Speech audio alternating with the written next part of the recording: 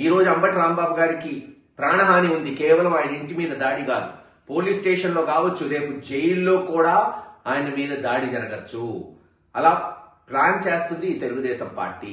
ఈ ప్రభుత్వమే దానికి బాధ్యత వహించాలి. వంగవీటి మోహన్ రంగా గారినే చంపిన వాళ్ళు, రాంబాబు గారు ఎంత పాపం. అందుకే చెప్తున్నాం, ఈ ప్రభుత్వమే రాంబాబు గారి ప్రాణాన్ని కాపాడాలి. అలాగే హైకోర్టులో కూడా వైఎస్ఆర్సీపీ పార్టీ పిటిషన్స్ అయిపోతుంది. ఏది ఏమైనా ఈ నీచమైన సంస్కృతిని మరి అరికట్టాలి.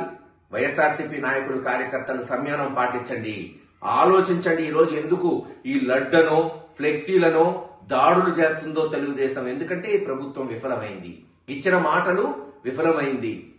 మహిళలకు ఇస్తానన్న 1500 రూపాయల నెలకి గాల్లో గెలిచిపోయింది. నిరుద్యోగ భృతి లేదు.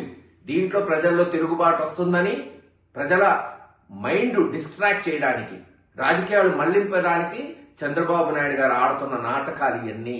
కనుక నిశిద్ధిగా పరిశీలించి జగన్మోహన్ రెడ్డి గారి నాయకత్వంలో ప్రజాస్వామ్య పద్ధతిలో మన నిరసనలు తెలియజేస్తూ ముందుకు పోదాం. తప్పకుండా 2-3 సంవత్సరాల్లో ఈ తెలుగుదేశం ప్రభుత్వం కుప్ప కూలటం ఖాయమని తెలియజేస్తుంది.